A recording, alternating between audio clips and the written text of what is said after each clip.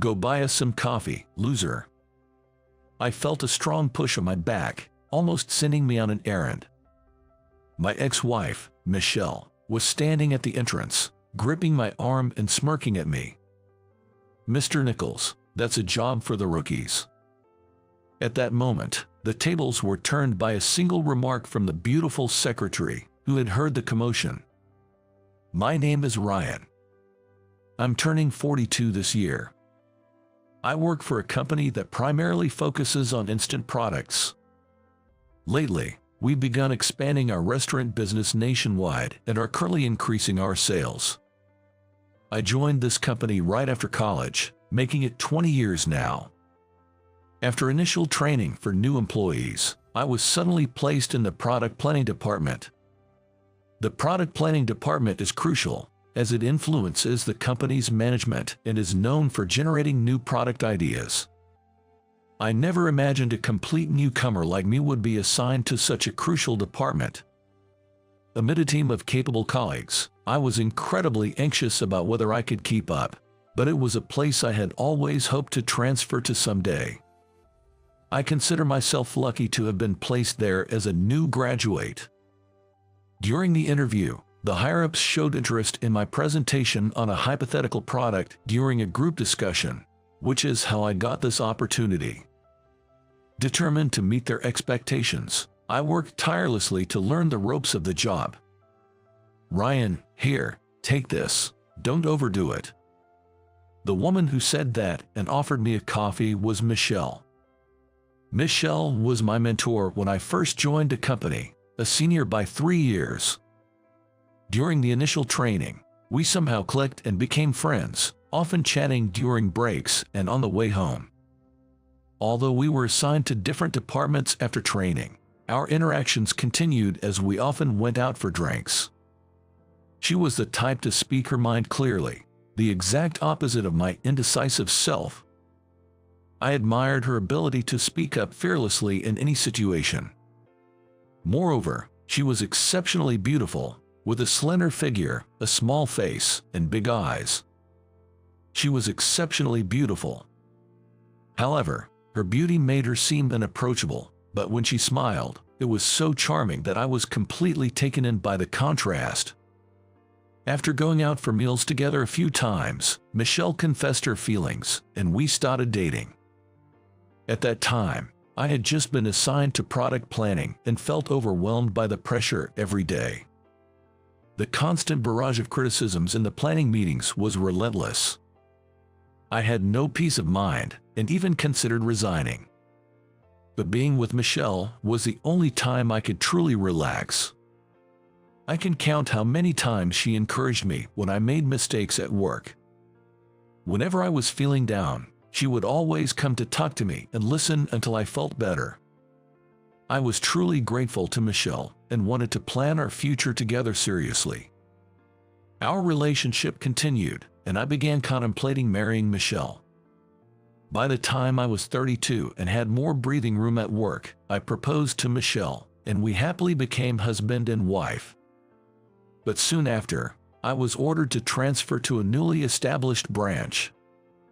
Among the several branches, this one was the furthest from the headquarters and was about to start its restaurant business, essentially in uncharted territory.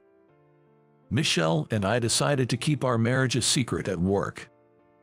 Michelle explained that she didn't want to inconvenience everyone because it was an office romance, and I believed her without any doubts.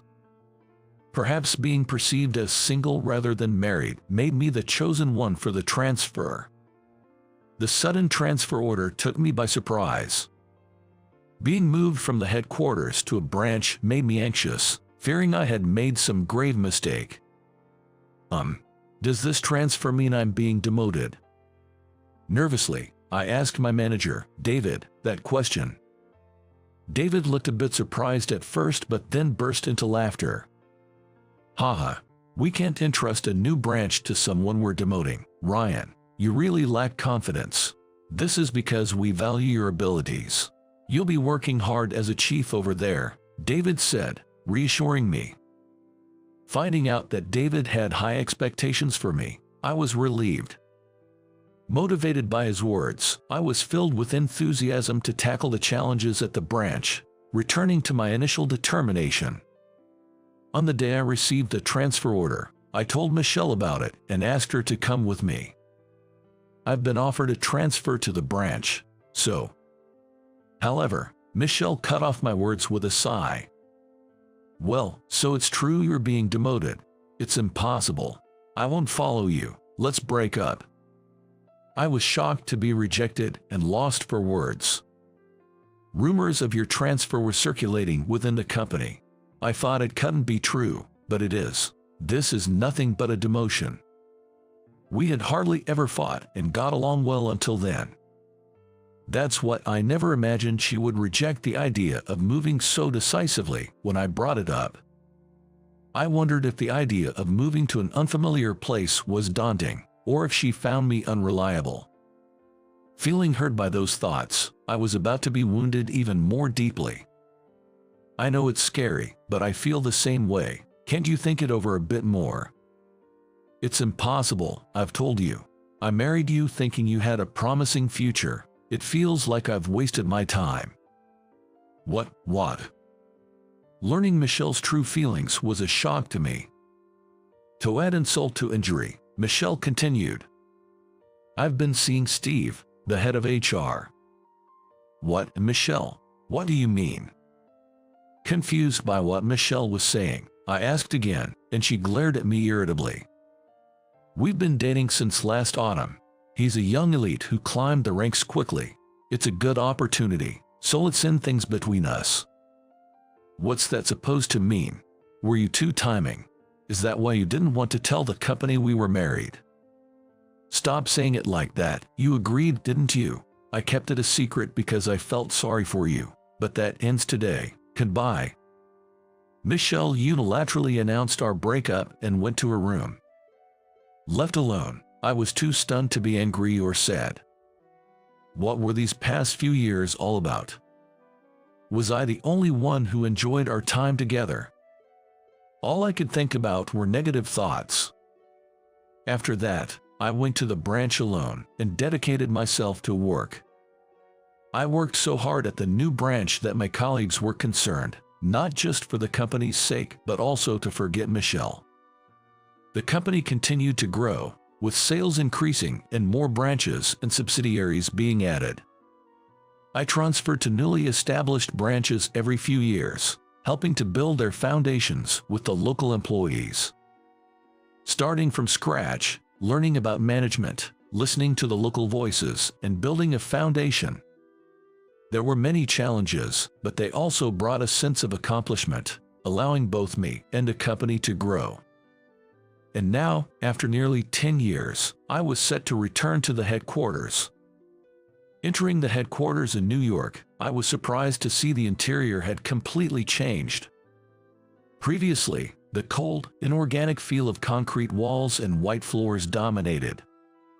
Now, parts of the walls were wooden, and there were plants everywhere.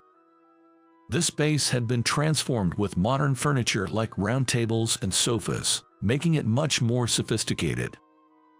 The guest reception area was divided by partitions, creating a calm and inviting atmosphere. It felt like I was entering an entirely new company, making me straighten my posture.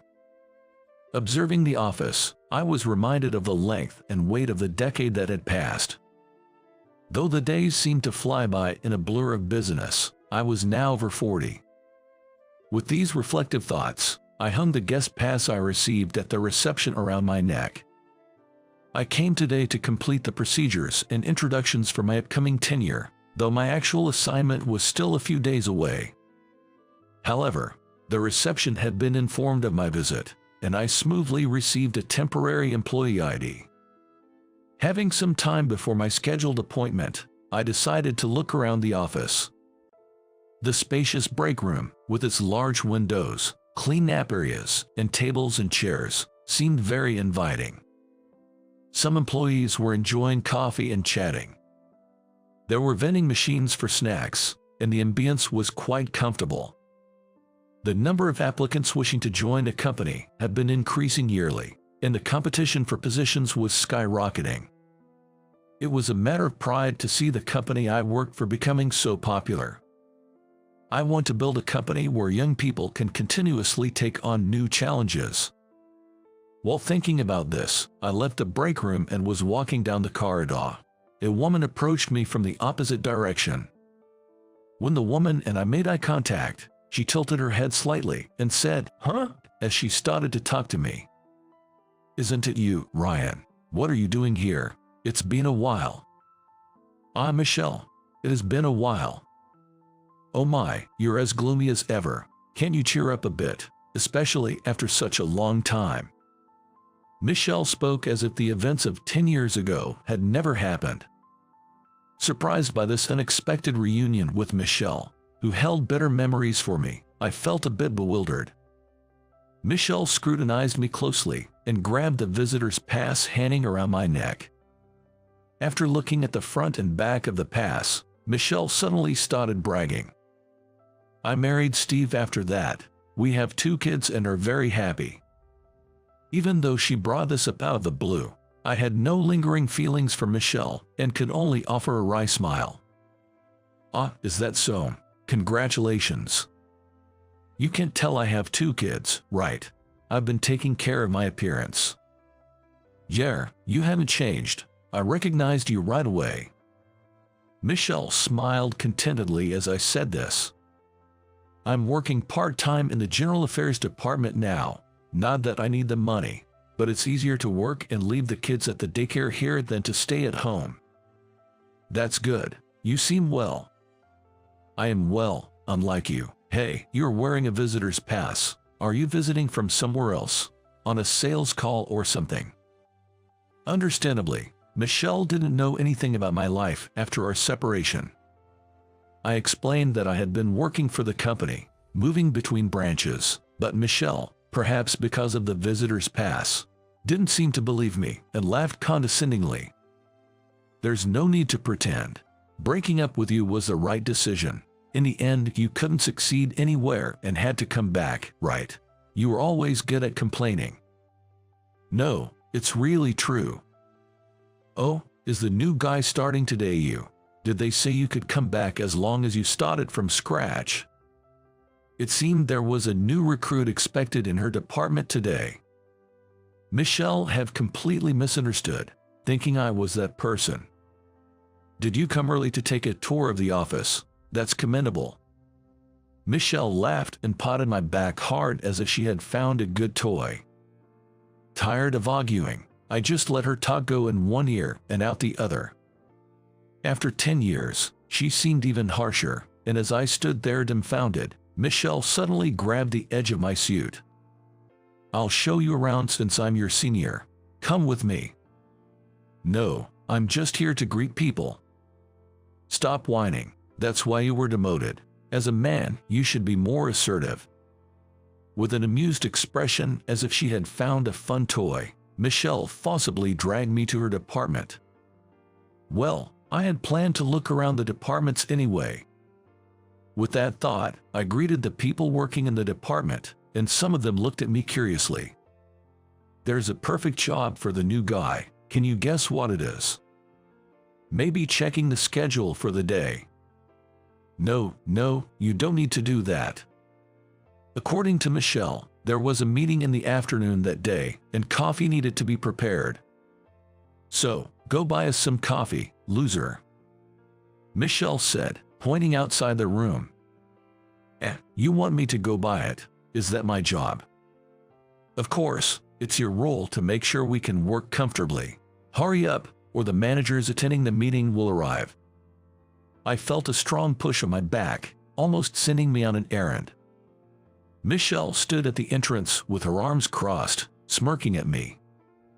"You look unsatisfied. I do feel a bit sorry for you, but remember, when you were demoted back then, you said you'd work hard as if you were a new recruit. Shouldn't you do the same now?" "Well, that's true, but..." Realizing that arguing was futile, I was about to reluctantly leave the room. Just then, a familiar woman approached and called out to Michelle from behind. "Hey, Michelle, what are you doing?" Hearing that voice, I remembered it belonged to Lauren, one of Michelle's colleagues.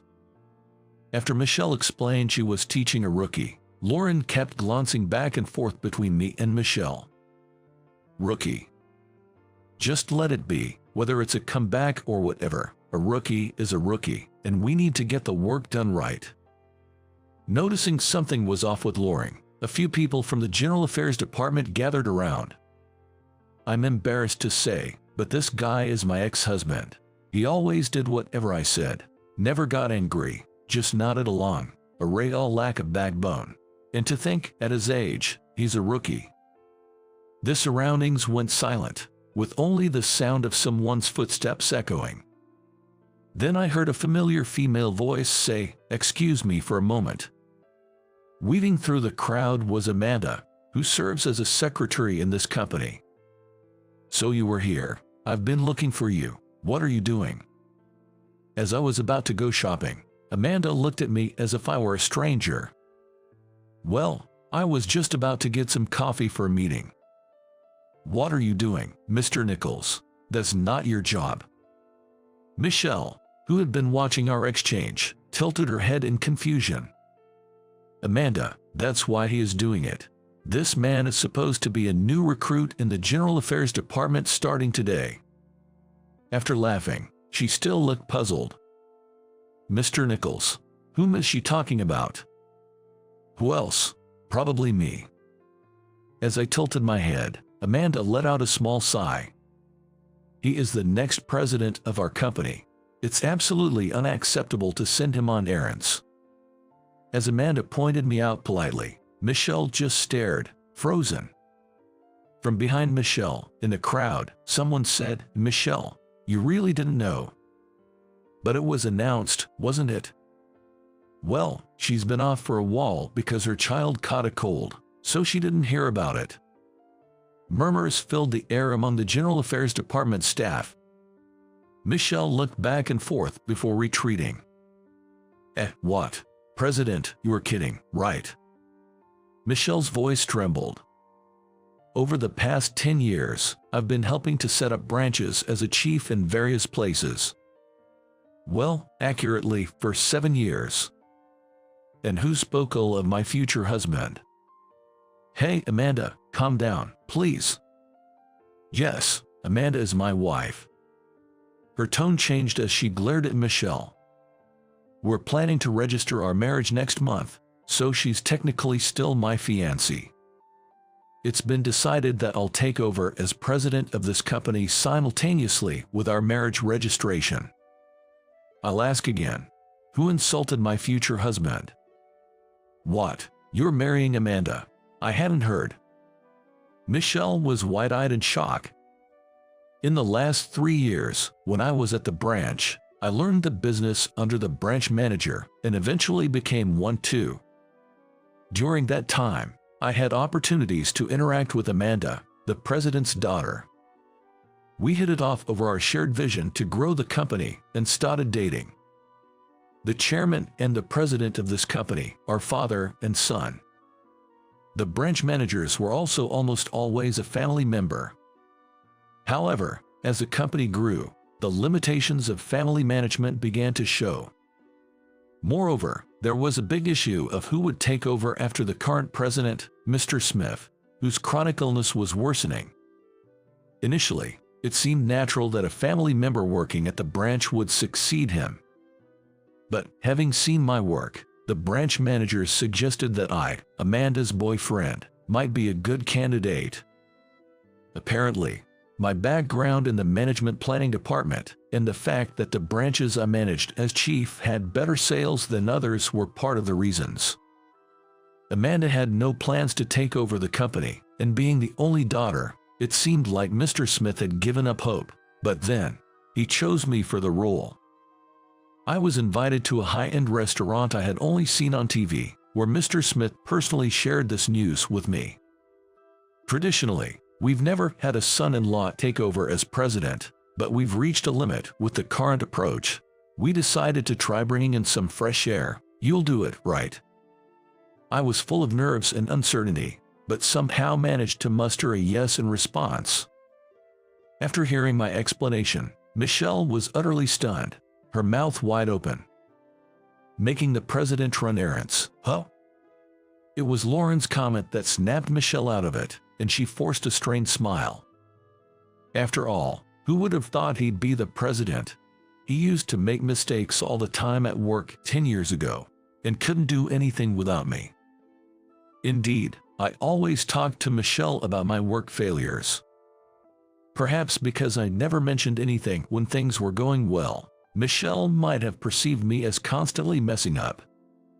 Thinking back, it's uncomfortable to realize she saw me that way even when we were dating. Learning Michelle's true feelings from back then made me inwardly sigh in disappointment. But Ryan is being promoted and transferred to a branch office, so he must be competent. Lauren commented, and Michelle fell silent, her face turning red. I'm not exactly outstanding. Sorry to interrupt your work. I know the idea of me as the next president might be worrying, but I'm looking forward to working with you all starting next month. Trying to lighten the mood, I saw the employees' faces grow even more uncomfortable. Your humility is one of your best traits, but it'll only make everyone more anxious. Right, my apologies. I'll do my very best. Thanks to Amanda's support, the employees managed to smile a bit. And then, the blame shifted towards Michelle. That was a bit much, even if you didn't know. Lauren's words must have reached Michelle. With her head down, Michelle took the tray from my hands, placed the teacup on it, and hurried out of the pantry as if escaping. Later, Amanda and I went to see Mr. Smith and greeted him once more. We also decided to get started on the handover process, and I began flipping through the departmental name lists given to me. That's when I noticed something. Steve's name, who was said to have married Michelle, was nowhere to be found. And Michelle's name was still under her maiden name. Hutt isn't Michelle's last name. Before I could finish, Amanda, sensing what I was about to say, answered. Michelle got divorced, and her husband resigned last year. It's been tough for her. When I asked Amanda for details, it turned out her ex-husband Steve had resigned a year ago. I was shocked to hear the reason.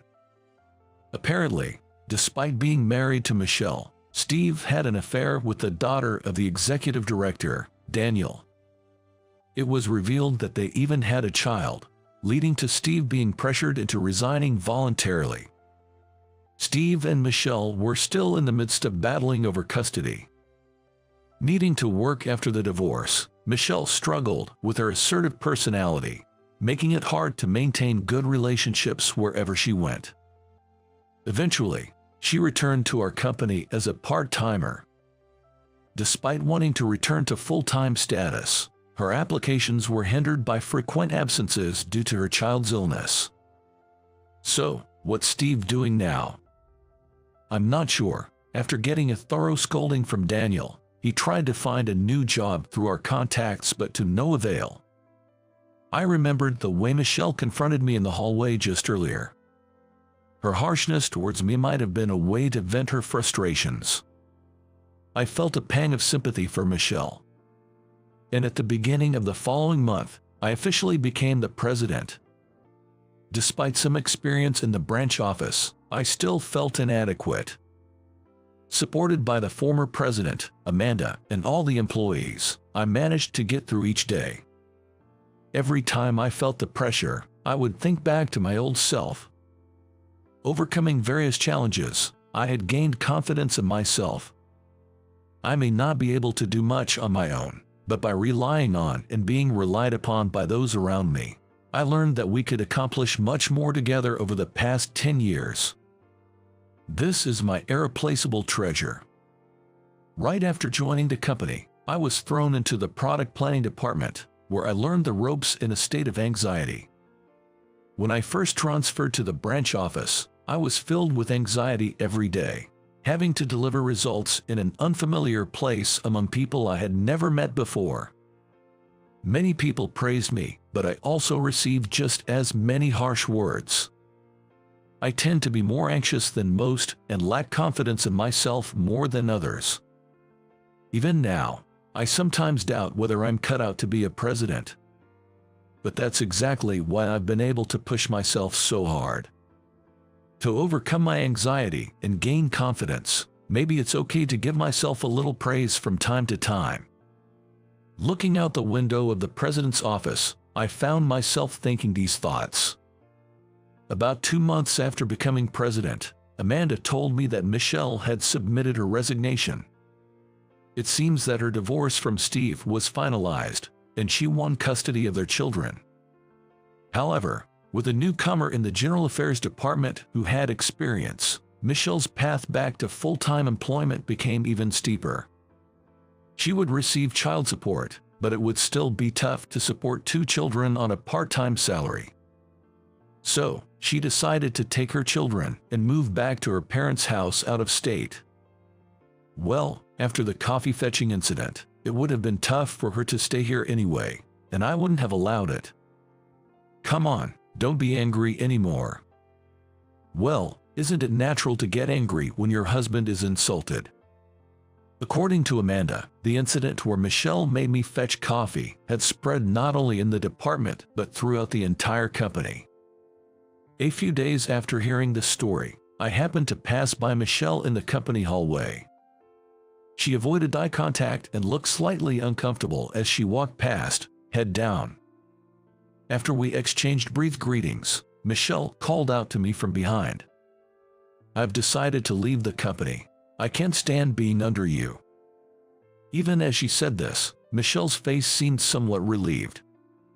"I received your resignation this morning. It must have been tough. What will you do now? Why don't you worry about yourself before worrying about me?" Michelle said that and ran down the hallway, returning with a small paper bag. She handed me the bag as if pushing it onto me. Inside was a box of confectionery. "I've been handing these out as a farewell gesture. There was one left, so give it to Amanda." "So it's the leftovers, huh? Well, thanks anyway. You've heard about it, haven't you?" "Well, yeah." I understood she was referring to Steve, but I didn't know how to respond. Seeing my reaction, Michelle smiled faintly. "You haven't changed. Always clamming up when you're in trouble. You should at least say serves you right." Faced with Michelle's typically assertive attitude, I couldn't help but force a wry smile. "But you know, choosing men for their money isn't good. You might get transferred to the countryside." Even though I blurted it out in a rush, it was a lame thing to say. I tried to laugh it off, but Michelle looked at me with disdain. I was puzzled as to why I wasn't more upset with Michelle, but then it hit me. In good and bad ways, I am who I am today thanks to you, Michelle. Even being dumped by you turned out to be a good experience. I have completely moved on, so whatever Michelle said, it didn't bother me anymore. "What's that? Trying to play the good guy? You're boring. I'm done here. It's time to pick up my kids. Goodbye." As Michelle walked down the hallway, I called out to her again. "What?" "I'm sorry for bringing up the past in front of everyone and saying horrible things." "Don't worry about it. Take care." Michelle didn't reply and just walked away. In the end, it was a good experience, for better or worse. Watching Michelle's back as she left, I reaffirmed that thought. Lately, as a president, I've been bustling through busy days, yet finding them fulfilling. It just moved. Inside Amanda's belly, a new life is stirring. I want to cherish the importance of the people around me, including the child that is about to be born. Kevin always smirks at me, mocking me, but now he's slamming his desk, glaring at me like a demon despite his calm tone. Choose resigning or getting fired. But there's no reason for me to leave the company. He completely forgot about a client's request, which led to a major incident that cost the company dearly. It was Kevin's mistake that caused it. Yet Kevin, shifting all the blame to Sophia, stares at her as if he's done nothing wrong. Few doubt Kevin's words given his track record, but I know how hard Sophia has worked all this time. The thought of Sophia being forced to leave because of Kevin's words was unbearable to me. Being a nobody, it wouldn't make a difference whether I stayed or left.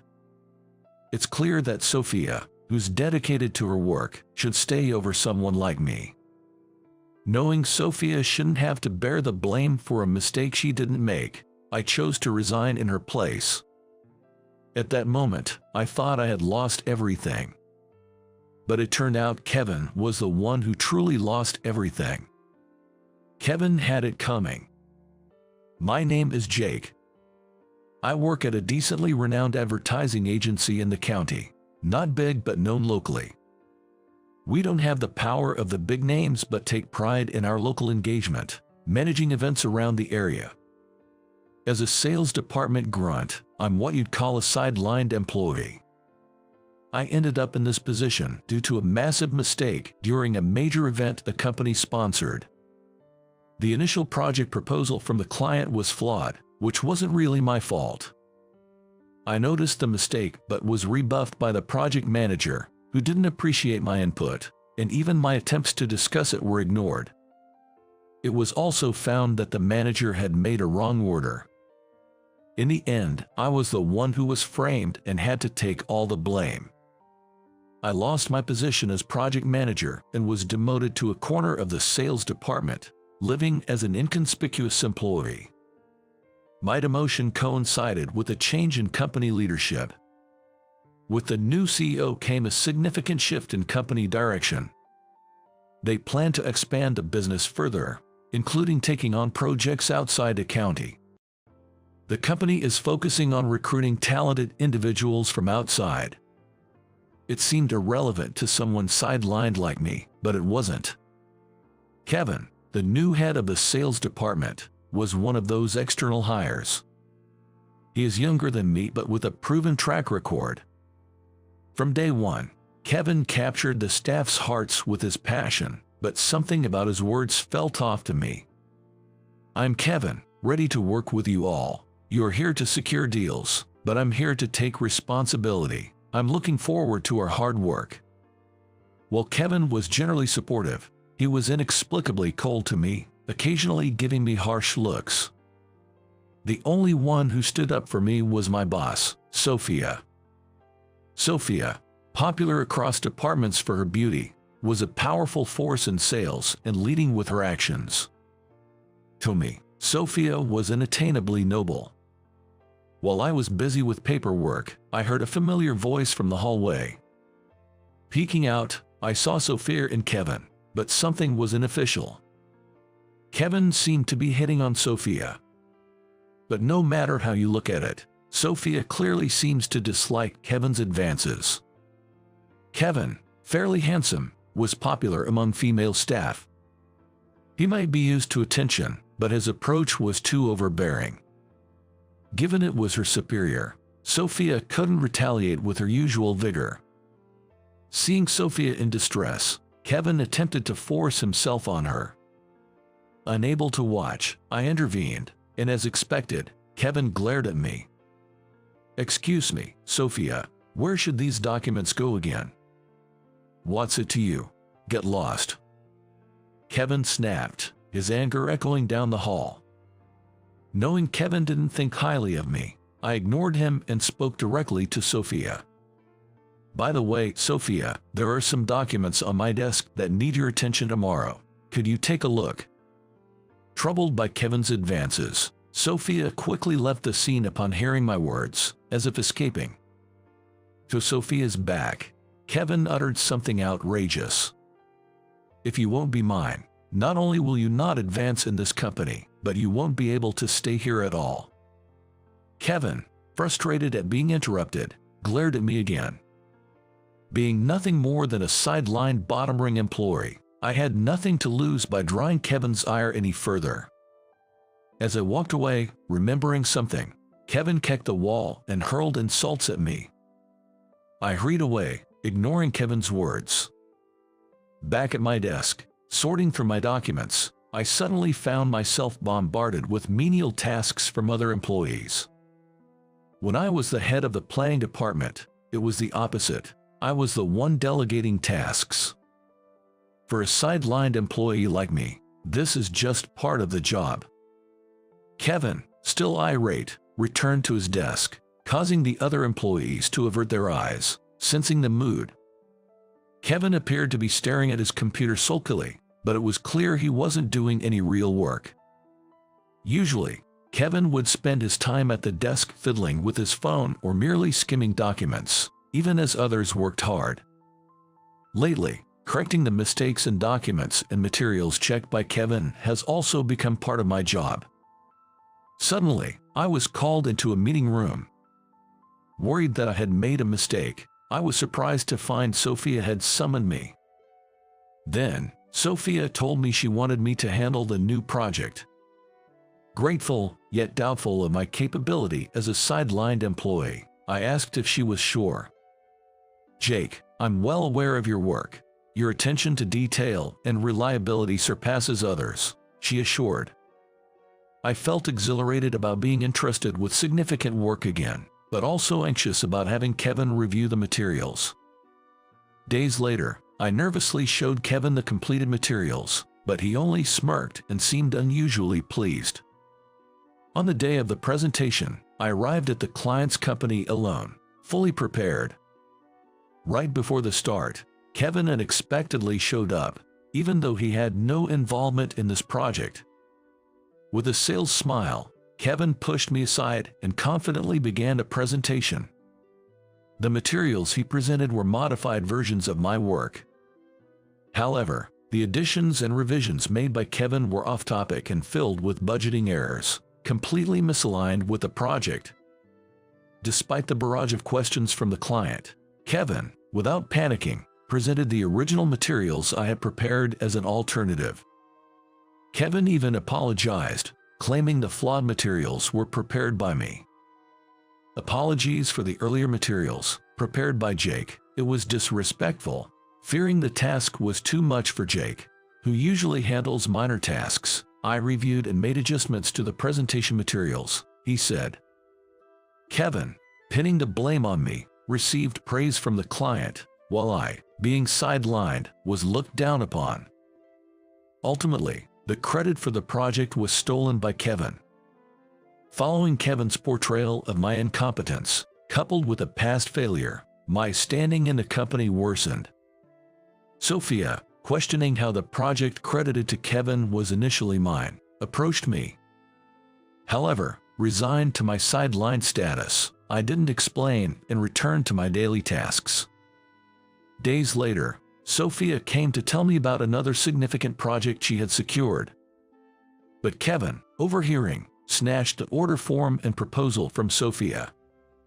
Having received high praise for stealing my work, Kevin now planned to take Sophia's project as well. Eventually, Kevin went to negotiate with the client on Sophia's behalf. Right before finalizing the contract, Kevin, forgetting an important budget amendment, infuriated the client with excuses. This led to a major incident, causing significant losses for the company due to the already placed orders. "It's because of you that the contract with the client was nullified, causing huge losses for the company. How do you plan to take responsibility?" Shockingly, in front of other employees, Kevin shifted all the blame onto Sophia. Unaware of Kevin's manipulations, the employees, cowed by his assertiveness, looked coldly at Sophia. Only I, having experienced Kevin's deceit firsthand, knew of Sophia's genuine dedication. After Kevin whispered something to Sophia, she looked at him with disdain, as if he were trash. "What's with that attitude? This is why you're useless." Kevin, slamming his desk with a demonic glare contrary to his calm tone, stared at Sophia. "What's it going to be? Choose resigning or getting fired." Unable to tolerate Kevin's tyranny any longer, Sophia was about to strike him when I stopped her hand and stepped between them. "Sophia is a necessary asset to this company. If you're calling someone incompetent, I'll resign in her place." "Huh? Why would you?" "Well, fine. So you're leaving the company." Sophia looked at me with a troubled expression. The words Kevin sneered at me made my blood boil. "Jake, I've had a grudge against you since our last company. Finally, I can get my revenge." Hearing Kevin, I remembered he was the person in charge of causing my demotion. Driven by impulse, I scribbled my resignation and handed it to Kevin, and right after, Sophia brought her resignation as well. Sophia's resignation, though slightly wrinkled, was neatly sealed, clearly not prepared on the spot. Having seen Kevin making advances on Sophia before, it seemed she might have been blackmailed by Kevin. Sophia had been contemplating leaving the company. "I've made up my mind. If Jake is leaving, then I will leave too." Sophia placed her resignation on Kevin's desk with a smile before I could stop her. I truly believed Sophia was essential to the company, but staying might only lead to more harassment from Kevin. Realizing this, I decided it wasn't my place to interfere with her decision. Kevin, receiving our resignations, clicked his tongue in annoyance. "Good riddance. Work will be easier without seeing your faces. Useless ones, just leave." Kevin kept his bravado, but the sudden resignations seemed to unsettle him. Ignoring Kevin's final insults, we packed our things. Our resignations were accepted without question, and we truly left the company. Kevin might have been spreading rumors about us, but it no longer mattered to me. Days later, as I searched for a new job, I received a call from an unknown number. Surprisingly, it was from Sophia. "Jake, how are you?" When I asked how she got my number, it turned out Sophia was my ex-girlfriend from years ago. I hadn't changed my number in over 20 years, but I lost all contacts during a phone switch. Sophia's voice, slightly embarrassed, was indeed familiar. I hadn't realized that Sophia, who had changed her surname due to her parents' divorce and had grown into a beautiful woman, was my ex until now. Reminiscing about our youth, Sophia suggested, "Hey, Jake, what about starting a new company together? I believe we can do great work together." Though taken aback by the idea of starting a business, I was determined to prove Kevin wrong. In our new company, I took the role of the representative. Sophia handled sales, and I managed planning and presentations. Thanks to Sophia's efforts in sales, our startup became busier than expected. Busy as during my manager days, I found joy and fulfillment in our work. Our experience with menial tasks proved valuable, making detailed work bearable. Our company, though small, began to tackle local jobs successfully. One day, we received a significant project. A large event competition from a company Sophia had connections with. We prepared meticulously for the day, meeting with the client multiple times. At the competition venue, alongside our company, were several others, each represented by their top employees. Amidst the large corporations, I locked eyes with none other than Kevin. Working in the same industry, one tends to hear rumors, and it seems Kevin's actions had recently tarnished his company's reputation. This event was likely his chance for redemption. Kevin, spotting us, smirked in his usual condescending manner. Once all participating companies were gathered, the presentations began. Every company delivered impressive presentations, filling me with ideas like never before. As Kevin's turn approached, his presentation began. As expected, not only the clients but also employees from other companies seemed puzzled by Kevin's explanation.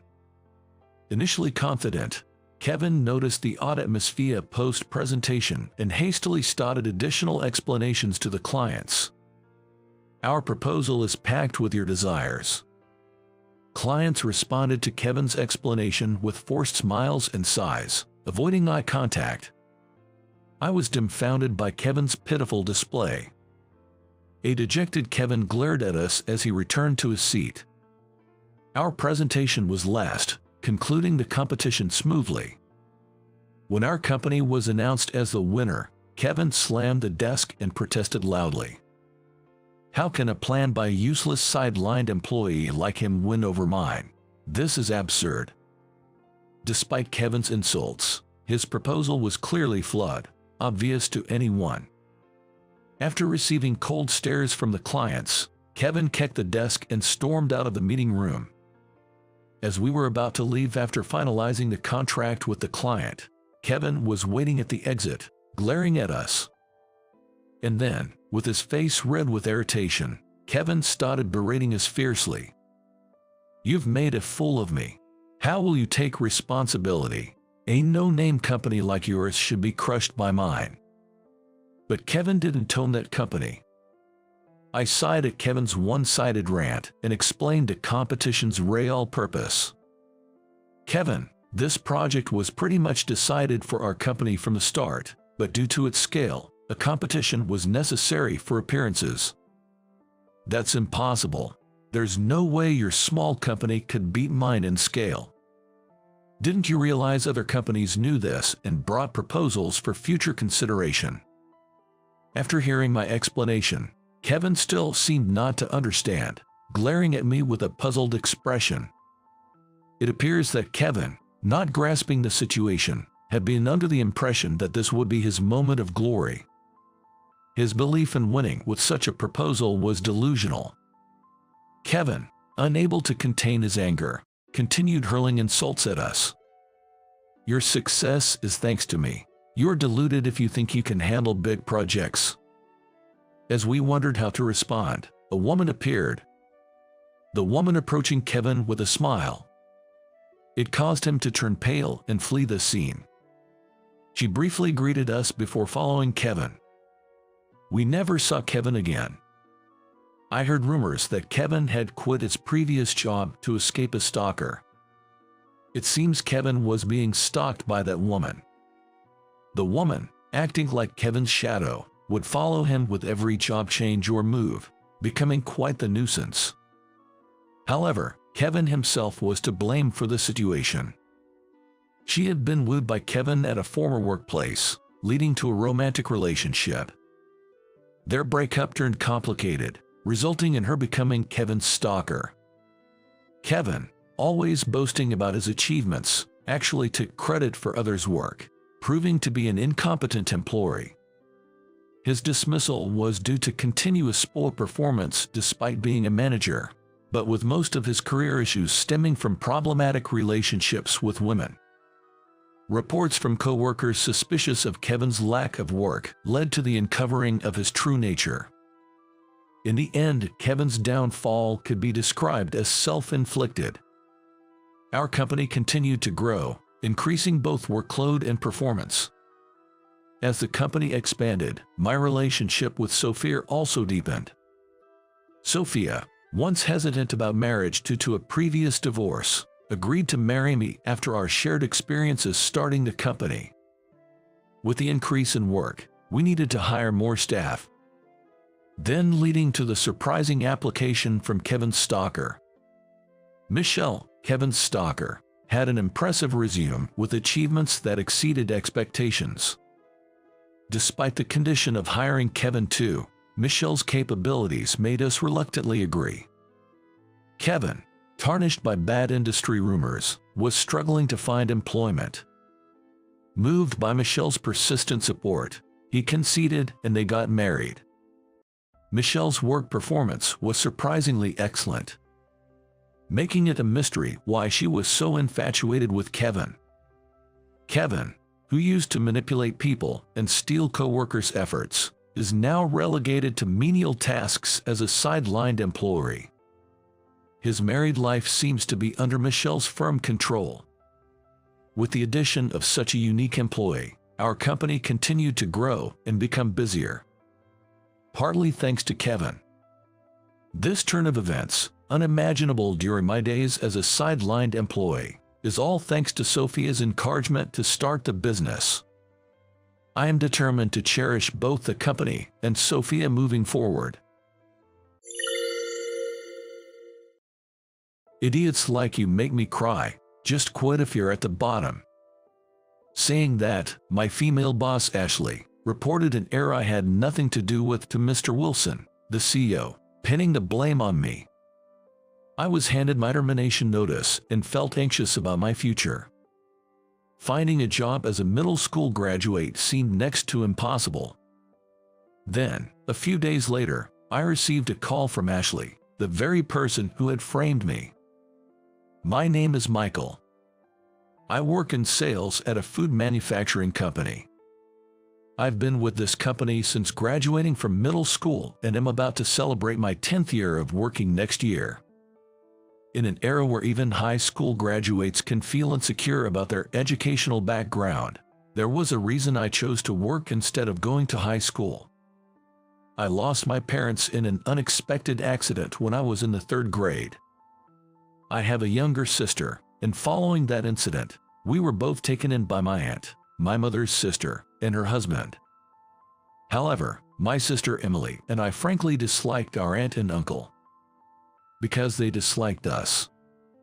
After our parents passed away, there was a discussion about who would take us in. Since my father had no siblings and his parents were also deceased, it naturally fell to my mother's side of the family. My maternal grandparents were set to enter a nursing home, so it was decided that my mother's only sister, our aunt, and her husband would take us in. While my aunt and uncle mourned my mother's death, they did not pity us. Moreover, on the way to their house, they told us in the car, "Just so you know, we really don't want to take care of you. Don't expect to live as freely as before." While my sister was still in kindergarten and might not have understood these words, I was already in the 3rd grade and old enough to grasp their meaning. True to their word, the treatment we received was completely different from their biological son, Jack. We never got birthday presents as a matter of course, not even a cake. For Christmas, while Jack received expensive gifts like gaming consoles every year, Emily and I only got a notebook and a few pencils. I was aware that the fact that their biological son would be favored, but my sister, who had just started elementary school, was visibly shocked. Then my aunt said, "What? Got a complaint? Be thankful for what you get, you freeloaders." Being called freeloaders after losing our parents and being taken in by our grandmother, who was at least related by blood, was truly hurtful. At times like these, my heart ached so much I felt like crying. My sister Emily endured these tough times well, but occasionally she couldn't hold back her tears, always making sure our aunt didn't see her cry. I just wanted to somehow save my sister. With that thought, I made up my mind one day in my 2nd year of middle school. "Emily, once I graduate middle school, I'll start working. Then we can leave this house next year. Just hang in there a little longer." And so came my 3rd year of middle school. I called my aunt and uncle to the living room and shared the promise I had made with Emily. "I've decided to start working after graduation, but you two are the only family I can rely on, so I'd like to ask for your consent and to be my guarantors." I pleaded earnestly. Their response came quickly. "Fine, that's the least we can do. Take your sister with you. It'll be a relief for us to have you both out of the house." Though their consent was laced with sarcasm, I was relieved they agreed. Afterward, with the help of Mr. Riley, a teacher at school, I started searching the job. Being a 15-year-old middle school graduate, I didn't have many job options, but I couldn't compromise on salary because I needed to support Emily. The job hunt was challenging, but by focusing on sales positions where I could earn incentives based on the number of contracts, I managed to land just one interview. I approached that interview as if my life depended on it, and my passion must have come through because I was offered the job. It was tough, but finally, we could escape those hellish days. Emily was thrilled.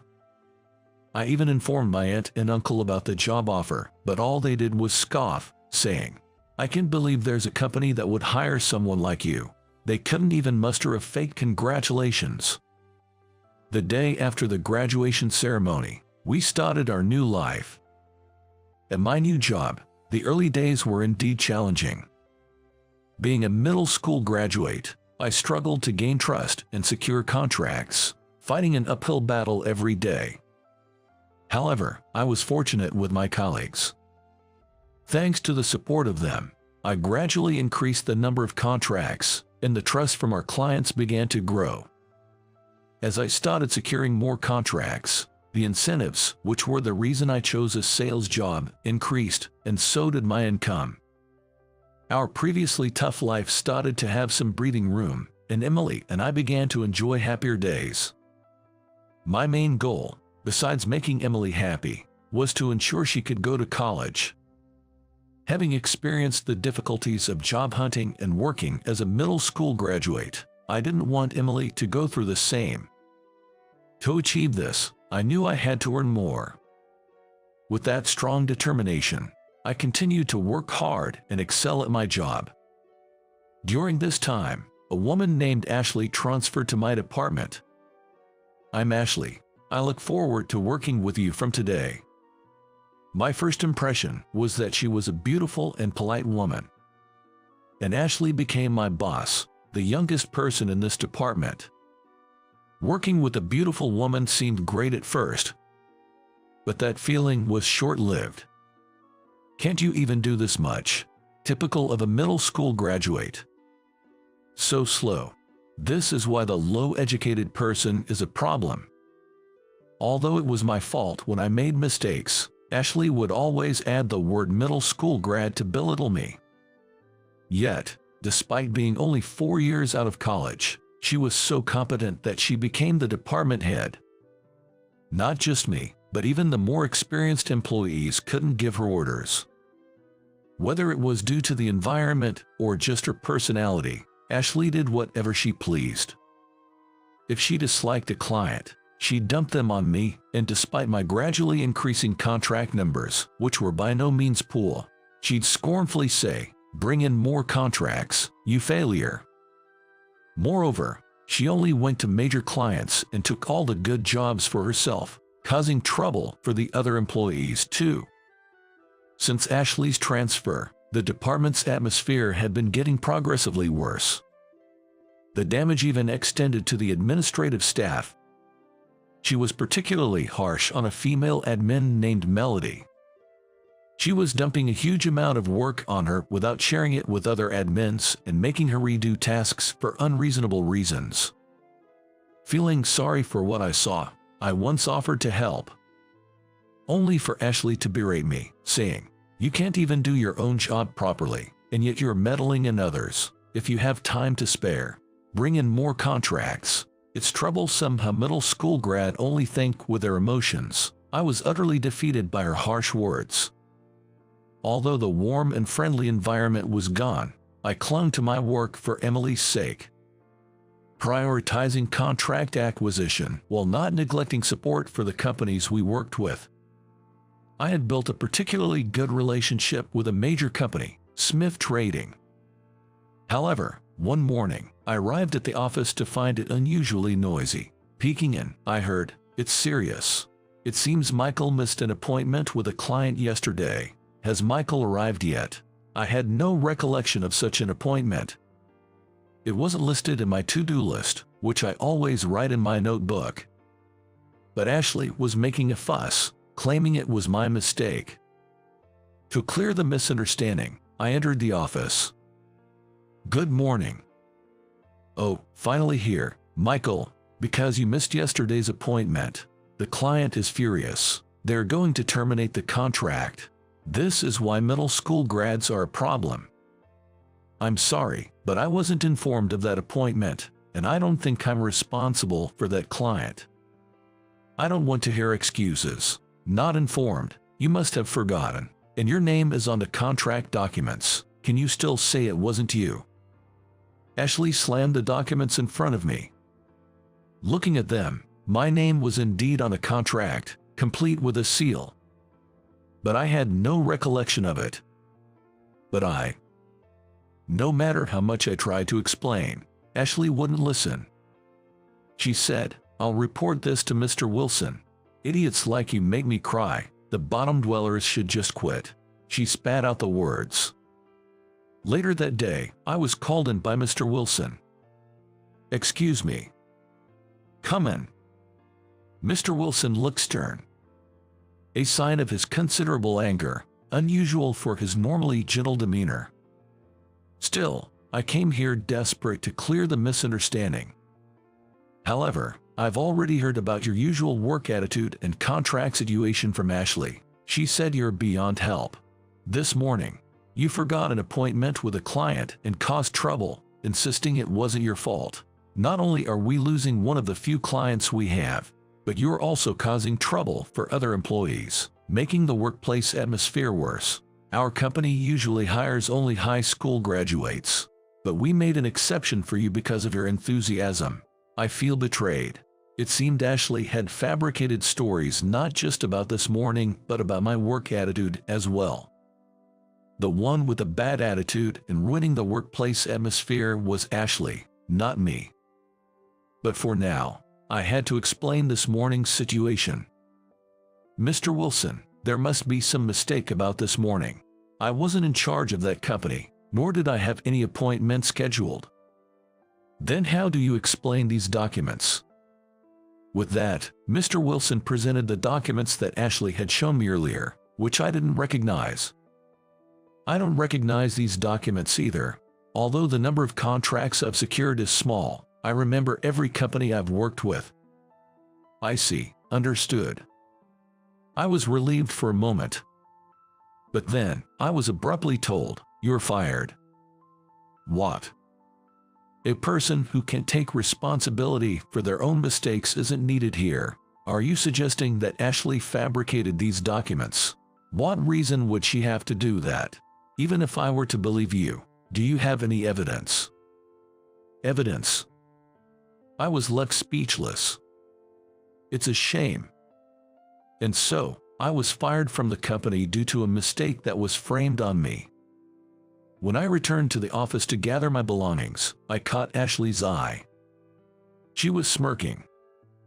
As I had suspected, it seemed that she had indeed fabricated those documents. While I was packing up, Ashley said loudly enough for everyone to hear, if you had just admitted it, this wouldn't have happened. At that moment, I was in shock and didn't even glance her way. After packing, I left the office without saying a word. I'm home. Hi Michael, what's with all the stuff? I'd got fired. I forced a smile and said that. But seeing Emily's face made all the emotions I had been holding back explode, and I broke down right there. Emily, I'm sorry. Without saying a word, Emily stayed by my side, comforting me until I calmed down. After catching my breath, I told her everything that happened that day. Well, being fired doesn't change. I'll start looking for a new job tomorrow. I don't expect to find a place that will hire a middle school graduate like me easily. I can work too. It's okay if I quit high school. Even if we're both middle school grads, if we work together, we can make ends meet. At the time, Emily was in high school, and since I had promised to support her through college, she was attending a fairly advanced school.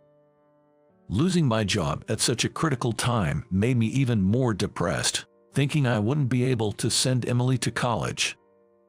As expected, finding a new job was difficult.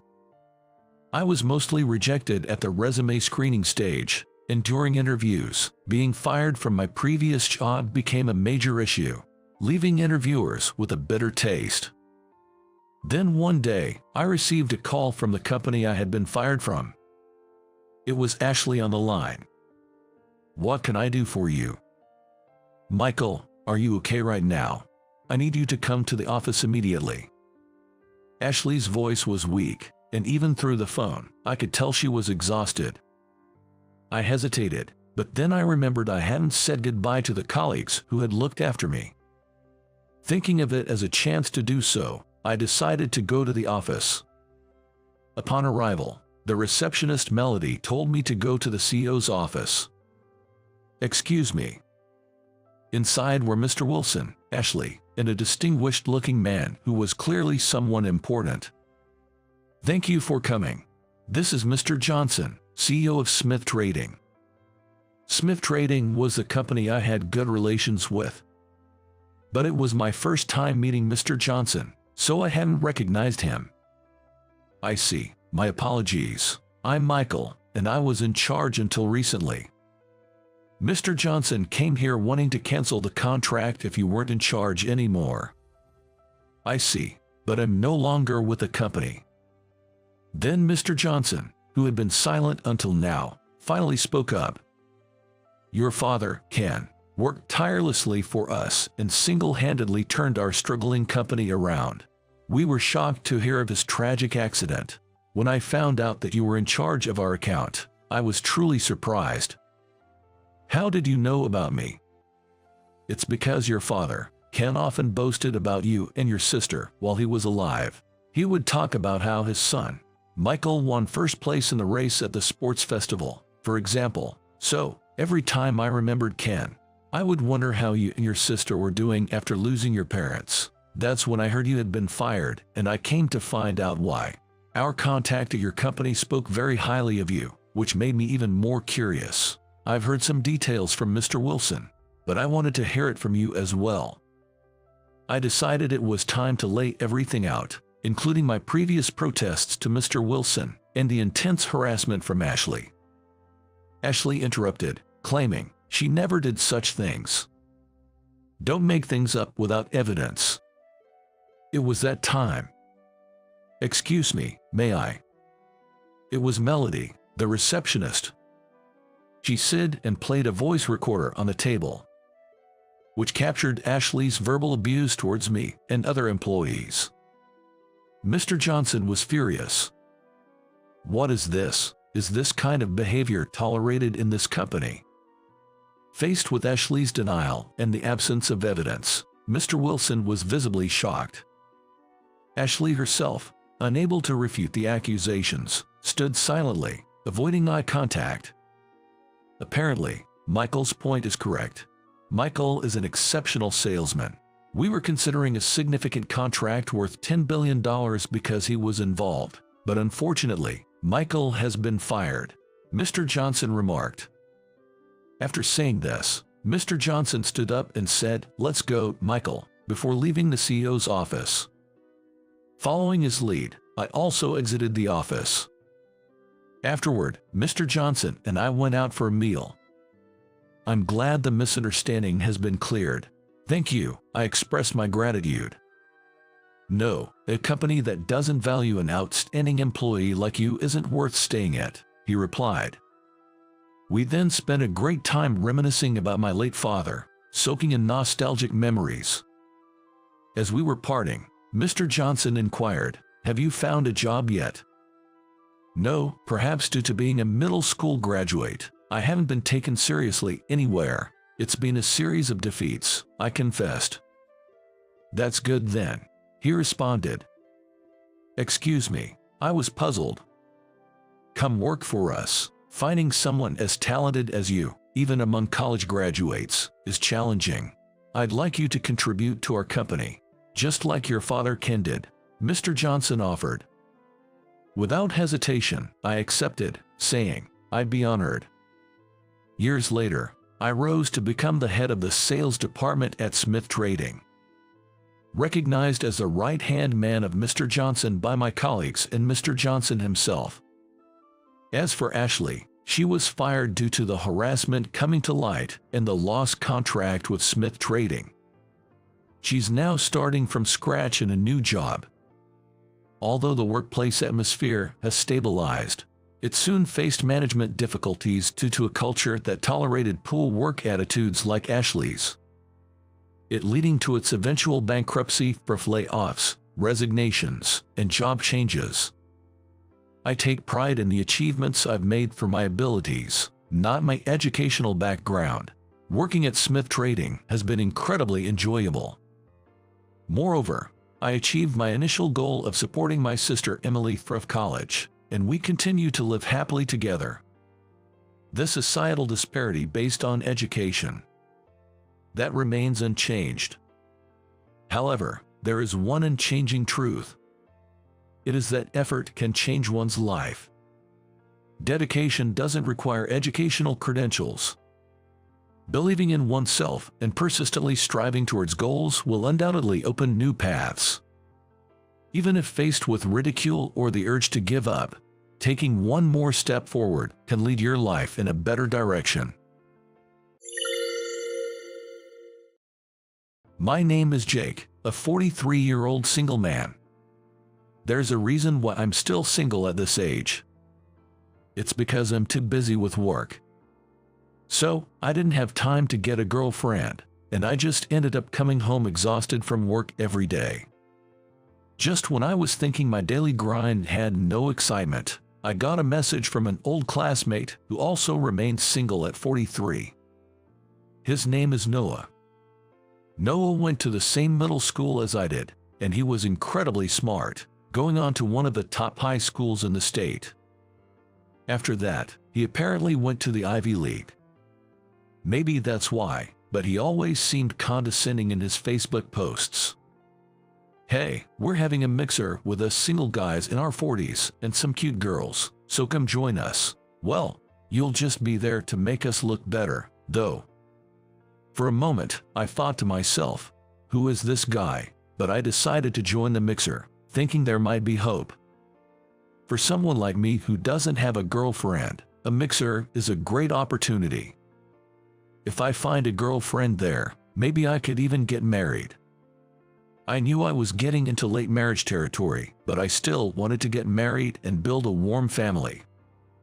So, I headed to the stylish bar on the appointed day. Even though it was a bar, it was a bit on the pricier side, with an atmosphere that women would like. Wow, this is the place for tonight, right?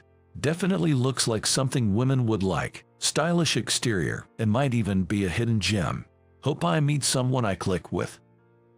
When I entered, Noah was already waiting at the table. Noah looked me over and then burst out laughing. What's with that lame outfit? You'll totally turn off the girls with that. That's the problem with you guys who only have a high school diploma. Is it really that bad? I thought I dressed reasonably well. No way, it looks terrible from any angle. My clothes are all top-notch. See, cool, right? At our age, you've got to wear decent brands. And check out this watch too. It's a Bruegel I bought recently. Ah, I see. Looks good on you. Noah proudly showed off his brand name gear. Since he got into a top trading company after university, he must have a pretty high salary. Yet, he has neither a girlfriend nor a wife, which made me wonder.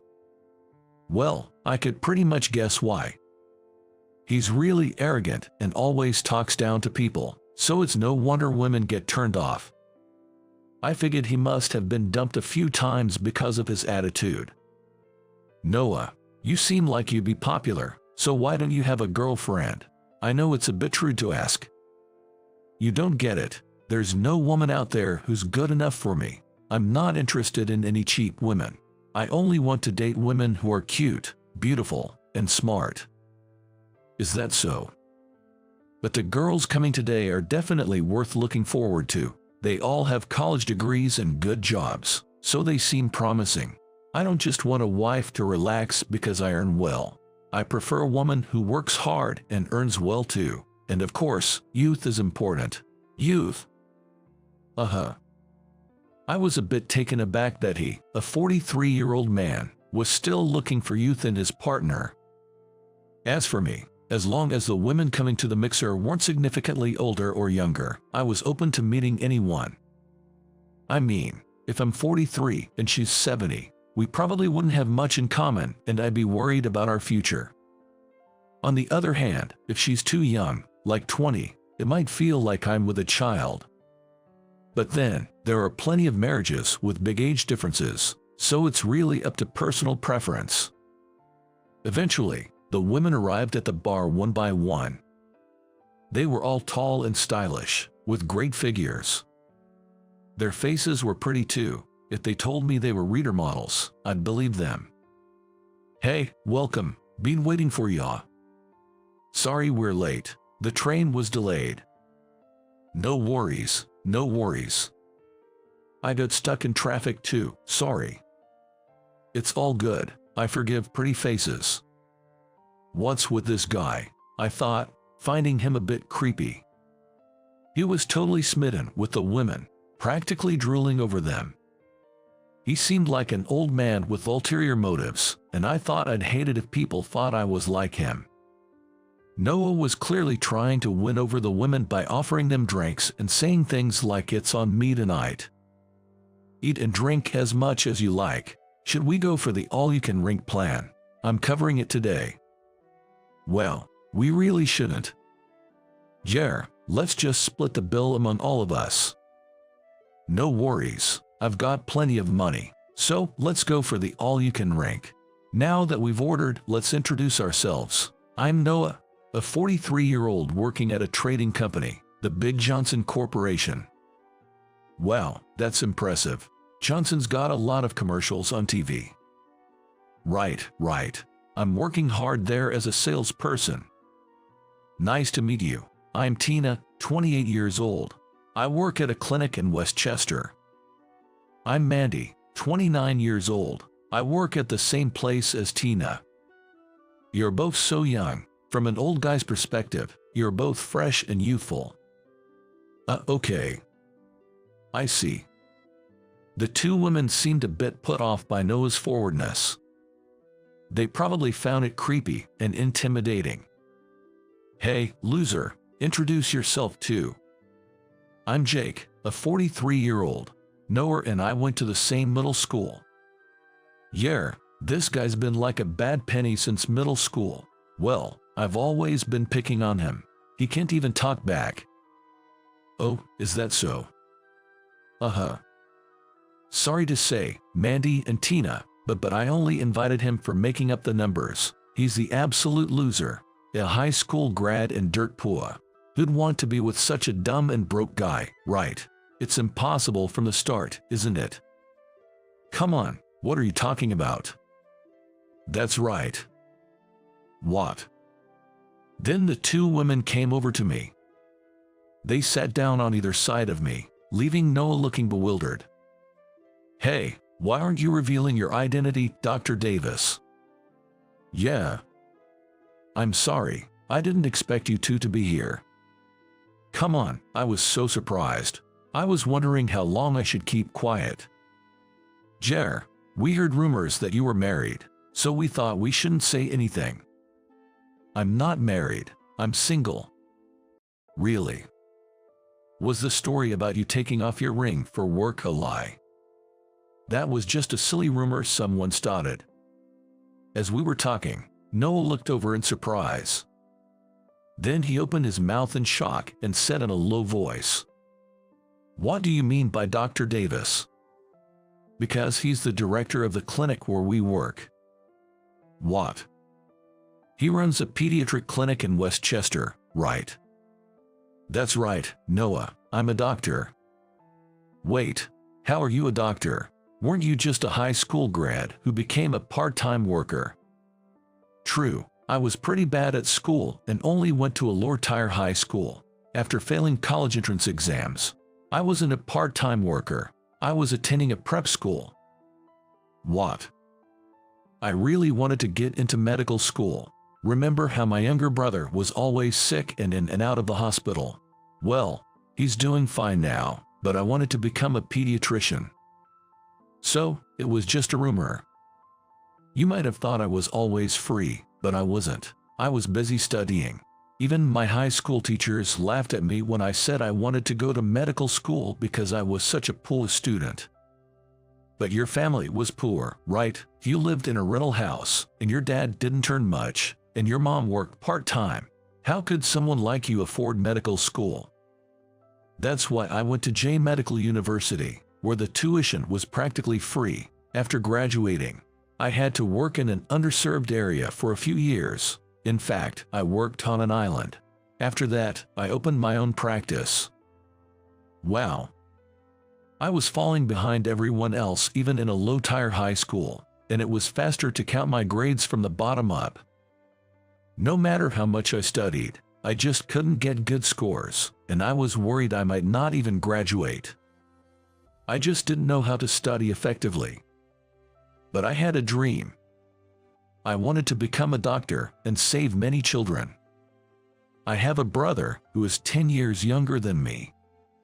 He has been frail since birth, suffering from conditions like asthma, which led to numerous hospitalizations. Growing up seeing my brother like that made me want to become a pediatrician and help lots of children. However, our family was very poor, so there was no way I could even dream of attending university, let alone medical school. That's why I looked for a university where the tuition fees would be as low as possible. J Medical University was one of them. In exchange for free tuition, I had to work in an underserved area after graduating and becoming a doctor. I had the option of either this university or B Medical School. I got into both, but I chose J Medical University because it was my preferred choice. My tuition for the prep school was covered by a well-off uncle. Thanks to him, I was able to focus solely on my entrance exam studies without needing to work part-time during my gap year. Knowing our family's financial struggles, my uncle offered to continue supporting me even after I got into J Medical University. But I felt too guilty to accept that and managed on my own afterward. Well, that's why I'm a doctor and the director of a clinic now, so I'm not poor anymore. Why are you a doctor? How much do you make a year? Well, our clinic does quite well, so maybe around $350,000. What? And what about you, Noah? Me, $60,000. I see. I thought he'd make more since he works at a trading company. But his salary was lower than I expected, so he probably doesn't hold a significant position. It's not really my concern, and I don't care much about it. I don't intend to compete with him or look down on him. I just didn't want him to belittle me anymore. It's one thing to mock me for being from a low-tier high school, but I don't want him to ridicule our poverty. My dad became unable to work in physical jobs due to a leg injury, and my mom, lacking education, could only take on simple part-time work. But I never resented my parents. They worked hard to ensure my brother and I could attend high school and always made our modest meals enjoyable. I managed to get into that university on my own, while my brother, much smarter than me, got into a prestigious private university on a scholarship. He passed the bar exam on his first try and became a lawyer. Now, his asthma has cleared up, and his allergies have mostly subsided. He's living a healthy life. Seeing my brother, who was once so frail, working hard motivates me to do my best too. Noah, what's wrong? You're looking a bit pale. Jer, haven't you been drinking too much? You've been downing drinks. I'm fine. Really, but you're pale as a ghost. If you're feeling unwell, just let us know. We're nurses, after all. That's right. Maybe, I'd like you two to hold my hand. Just kidding. What? What did you say? And maybe a lap pillow or a back pad would be nice too. Ack, that's the worst. That's creepy. Really? Isn't that just harassment? It was terrible enough that you were mocking Dr. Davis. So, Noah, that's the kind of person you are. Exactly. Were you looking at us with that kind of perspective? That's creepy. We don't want to be here anymore. I'm really sorry you both had to go through this after coming here. It's not your fault, don't worry. We were just asked to come by a friend who knows Noah. Yes, it's not your fault. Mandy, Tina. Let's go, Dr. Davis. We'll be ruined if we keep hanging around such a terrible person. You're right. So, we left some money and departed. Noah had insisted on covering everything to show off, but we didn't want to leave a bad taste by letting him pay, so we paid for our own shares. After that, I forgot about Noah and kept myself busy with work.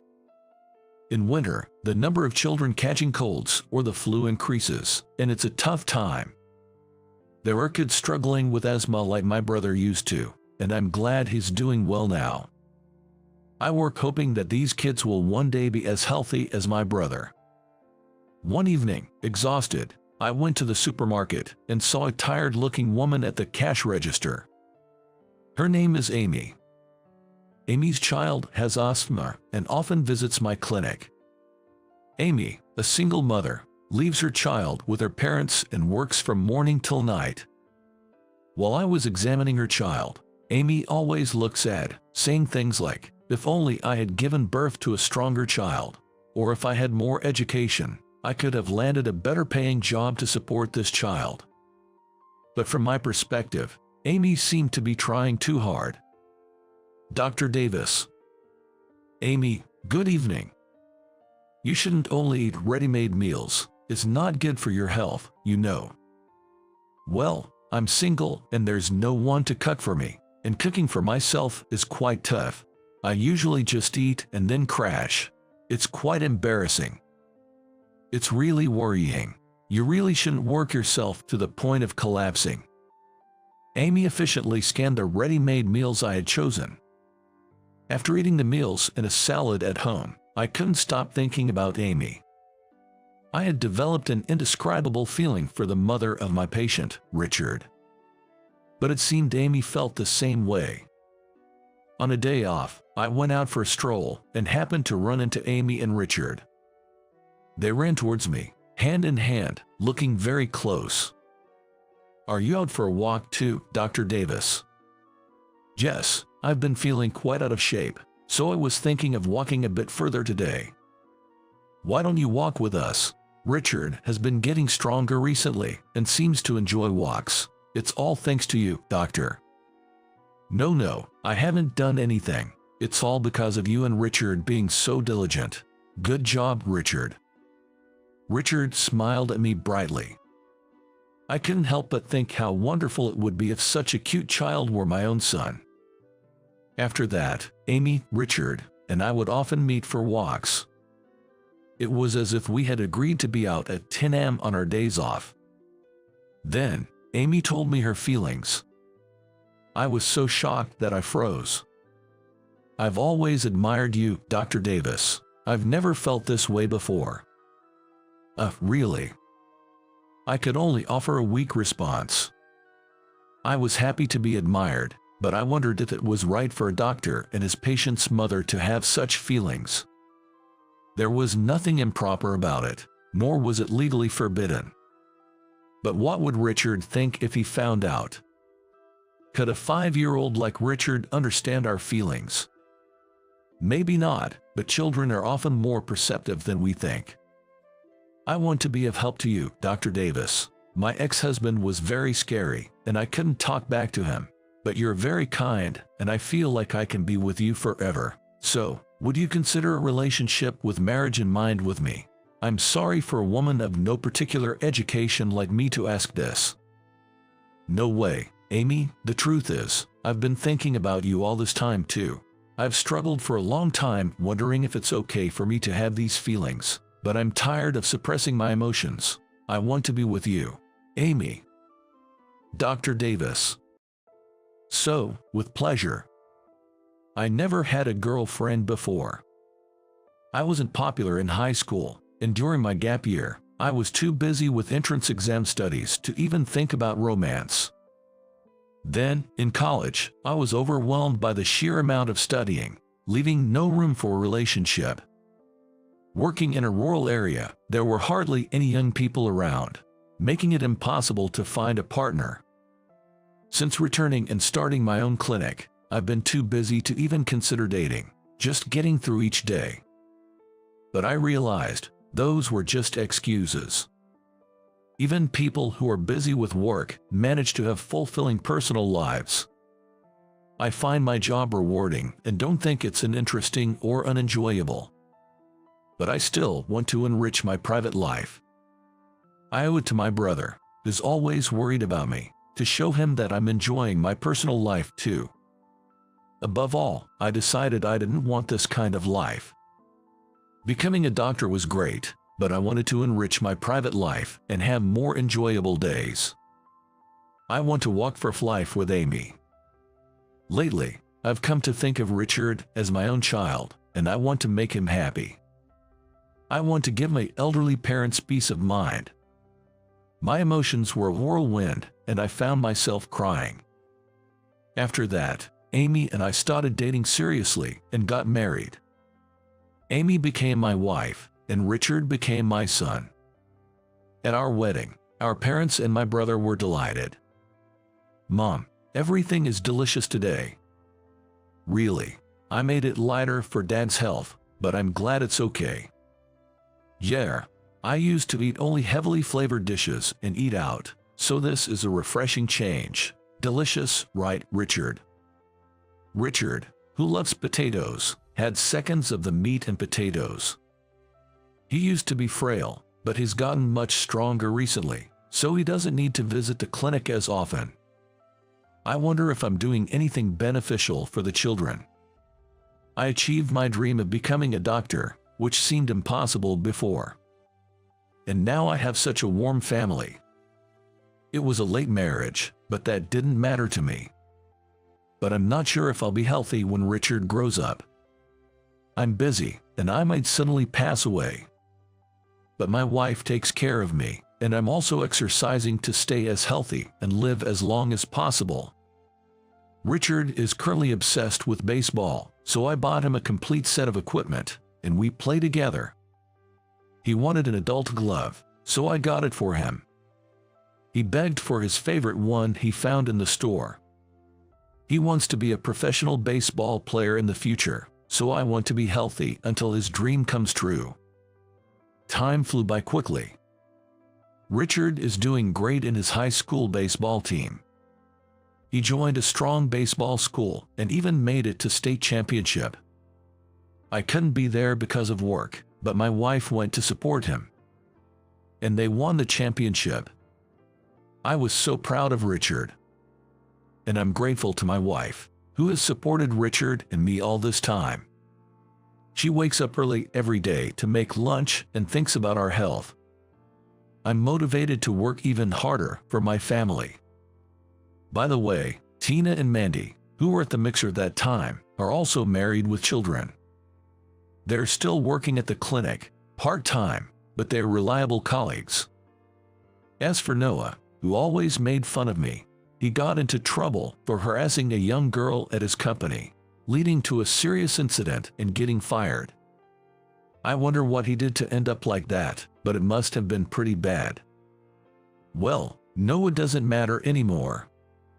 All I have to do is keep working hard for my family.